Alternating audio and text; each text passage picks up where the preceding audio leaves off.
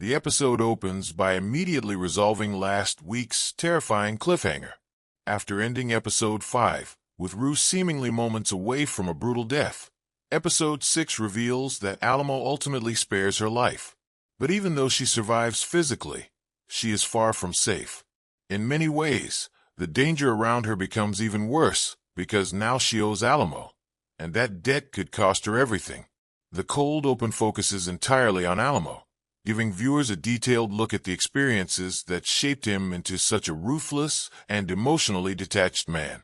It feels very similar to the early seasons of Euphoria, where episodes often explored the traumatic history behind a character's behavior.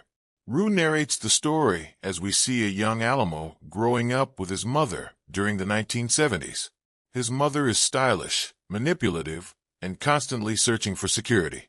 She introduces young Alamo to Preston, a scarred but kind-hearted man who genuinely wants to care for them. At first, Preston seems intimidating because of his appearance, but the episode slowly reveals that he is actually one of the few genuinely good people in Alamo's life. He buys Alamo candy, takes him to church, and dreams about building a stable future for the family. After receiving a large financial settlement from the chemical plant where he was injured, Preston moves them into a better apartment and finally gives them the life they always wanted. For a brief moment, Alamo experiences happiness, but everything falls apart when they return from a beach trip and discover their apartment has been robbed. Preston breaks down emotionally, devastated that everything they built disappeared overnight. Then comes the shocking reveal. Alamo's mother orchestrated the entire robbery with another man. Young Alamo realizes he and Preston were both manipulated. That betrayal becomes the defining moment of his life.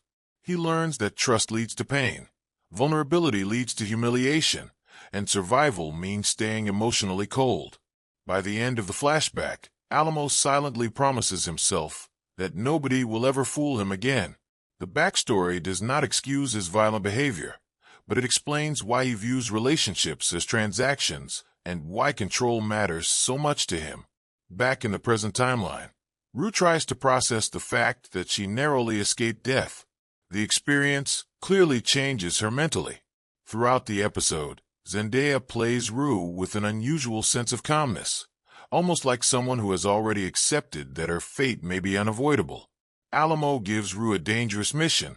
He wants her to retrieve something hidden inside Laurie's safe house. This immediately raises the tension because Laurie remains one of the most terrifying figures in the entire series. Rue knows how dangerous Laurie is. She also knows there is almost no way to escape the situation without someone getting hurt. To make matters worse, Bishop threatens Rue emotionally by suggesting that her family could suffer if she refuses to cooperate. Rue's mother becomes an important emotional pressure point throughout the episode. For the first time in a long while, Rue begins thinking seriously about redemption instead of simply survival.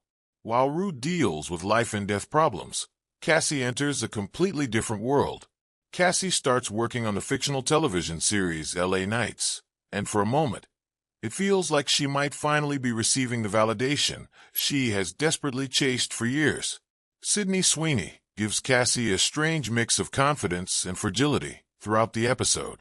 On the surface, Cassie appears excited about her career breakthrough. She deletes her OnlyFans account and starts imagining a new future for herself. But underneath that excitement is unresolved trauma. During filming, Cassie suffers what appears to be a PTSD-driven emotional breakdown. The episode cleverly blurs the line between performance and reality, making it difficult to tell whether Cassie is acting or genuinely losing control emotionally. The disturbing part is that the people around her praise the breakdown because they think it is brilliant acting. Nobody notices that Cassie is psychologically unraveling. That moment perfectly captures one of Euphoria's biggest themes. People often reward pain as long as it looks entertaining. At the same time, there are hints that Lexi may secretly be sabotaging Cassie behind the scenes. Their relationship has always been complicated, but this episode suggests that years of jealousy, resentment, and emotional distance may finally explode. Nate continues spiraling deeper into violence and paranoia. Throughout the season, Nate has tried to maintain control over his life through intimidation and aggression, but episode 6 makes it clear that his power is fading. After disrespecting dangerous people connected to his debts, Nate receives the horrifying warning, a package containing his severed finger. The scene is disturbing not because of graphic violence, but because of what it represents. Nate finally understands that there are people even more ruthless than he is. For years, Nate manipulated everyone around him through fear, emotional abuse, and psychological games. Now he is experiencing what it feels like to be powerless. Jacob Elordi plays Nate with visible panic hidden beneath fake confidence. Even when Nate tries to act calm, the fear in his eyes reveals that he knows he is losing control. His storyline feels like a countdown toward disaster. One of the episode's most emotional scenes happens between Rue and Jules. Their relationship has always been messy, passionate, and deeply unhealthy in certain ways. Both of them clearly love each other, but they also carry enormous emotional damage. Rue opens up to Jules about wanting a future together. She talks about stability, marriage, children, and finally building a meaningful life.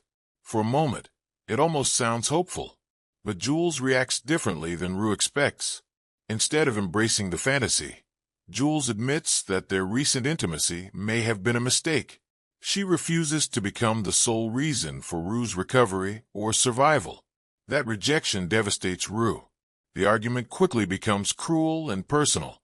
Rue accuses Jules of hiding inside unhealthy relationships and avoiding emotional honesty. Jules fires back emotionally, frustrated that Rue still expects someone else to save her. The scene hurts because both characters are partially right. Rue genuinely wants love and stability, but she also places enormous pressure on people to heal her pain. Meanwhile, Jules cares about Rue deeply, but cannot handle the emotional weight of being responsible for someone's entire sense of purpose. Their confrontation feels less like a breakup and more like two damaged people finally admitting uncomfortable truths. Maddie's storyline is smaller in this episode, but it quietly becomes important. Rue warns Maddie about Alamo's operation and the danger surrounding the people connected to it, but Maddie ignores the warning and continues moving deeper into that world. This reflects a recurring pattern throughout Euphoria. Many characters believe they can control dangerous situations right until everything collapses. Maddie has always been confident, stylish, and emotionally tough, but episode 6 hints that she may be walking into something she cannot escape. The tension surrounding her story feels intentional, almost like the show is preparing viewers for a major tragedy. Near the end of the episode, Rue enters a church while waiting for a key connected to Alamo's mission. This sequence becomes one of the emotional highlights of the entire season. Rue receives a phone call from her mother, Leslie, and their conversation feels painfully honest. Rue admits that she does not want to spend the rest of her life defined by her mistakes. She says she wants the chance to start over. For the first time in a long while, Rue sounds less like an addict running from consequences and more like someone desperately searching for meaning. The church setting is important because the episode repeatedly connects Rue's journey with spiritual imagery. She is no longer just fighting addiction. She is wrestling with guilt, forgiveness, and whether redemption is actually possible.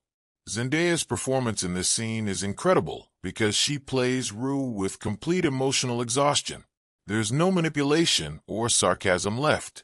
Rue sounds genuinely broken, but the episode later hints that even this emotional moment may not be entirely pure. Bishop implies that he manipulated certain events behind the scenes, including possibly influencing the call from Rue's mother. That revelation creates uncertainty. Was Rue truly experiencing a spiritual awakening, or was she simply being emotionally manipulated into obedience? The episode intentionally refuses to give a clear answer. The final sequence of episode 6 is easily one of the most visually symbolic endings Euphoria has ever done. After leaving the church, Rue drives alone at night while listening to a Bible recording in her car. She becomes distracted while trying to fix the CD player and nearly crashes head-on into an incoming truck. At the last second, she swerves off the road and survives. Shaken, Rue steps out of the car. Then she sees something impossible. A tree in front of her suddenly bursts into flames. Rue stares at the burning tree in complete disbelief before collapsing to her knees. The image immediately recalls the biblical story of Moses and the burning bush from the book of Exodus. In that story, the burning bush represents divine communication, a moment where God speaks directly to someone chosen for a larger purpose. The question is whether Rue's experience is meant to be literal, symbolic, or psychological. There are several possible interpretations. The most direct interpretation is that Rue genuinely believes she has witnessed a miracle. After surviving multiple near-death experiences this season, Rue starts feeling like she has been spared for a reason. The burning tree may symbolize hope, faith, or the idea that redemption is still possible. For someone who has spent years destroying herself, the vision could represent the first moment she truly wants to live. The way Rue kneels in front of the fire suggests surrender. Not surrender to drugs, fear, or despair, but surrender to the possibility of Chan. Another interpretation is much darker. Rue has endured enormous psychological stress, trauma, sleep deprivation, and emotional exhaustion. The burning tree could simply be a hallucination or symbolic mental breakdown. If that is true, the scene becomes tragic rather than hopeful. Rue may believe she has found meaning while actually losing her grip. This interpretation fits the show's history of blending subjective experiences with visual symbolism. The tree itself may symbolize Rue's old life burning away. Throughout Season 3, Rue has repeatedly confronted the consequences of her addiction, her lies, and her inability to escape dangerous people. The fire could represent purification. Before something new can grow, the old version of Rue must completely collapse. That would explain why the episode feels both terrifying and strangely hopeful at the same time. Episode 6 clearly positions Rue at the center of the season's final conflict. Alamo wants her involved in a dangerous operation against Lori. Nate is unraveling psychologically. Cassie is emotionally unstable. Maddie may be walking into danger. Jules and Rue are emotionally shattered. Nobody in Euphoria feels safe anymore. The title, Stand Still and See, becomes extremely important by the end. For years, these characters have tried to outrun consequences through drugs, sex, manipulation, fantasy, and violence. Now they are finally being forced to stop and face themselves. Rue especially cannot keep running. The burning tree ending suggests that her journey is moving towards some kind of final reckoning, either redemption or destruction. And knowing Euphoria, it may somehow be both. Euphoria Season 3 Episode 6 is less focused on shocking twists and more interested in emotional and symbolic storytelling. It explores how trauma shapes identity, how people search for meaning after years of pain, and whether redemption is truly possible for someone who has caused so much damage. The episode works because it balances intense psychological drama with haunting visual imagery. Alamo's backstory adds depth to the season's main antagonist. Cassie's storyline shows how fame and validation can hide emotional collapse. Nate's fear finally exposes his weakness. Jules and Rue confront painful truths about love and dependency. But ultimately, this episode belongs to Rue. Her near-death experiences, emotional exhaustion, and encounter with the burning tree all point toward a massive transformation coming in the final episodes. Whether that transformation leads to healing or tragedy remains unclear. What is clear is that Rue Bennett is no longer just trying to survive. For the first time in a very long time, she is searching for something bigger than herself, and that search may either save her or destroy her completely. Sources consulted for episode details and interpretations include recent coverage and recaps discussing episode SIXS events and ending.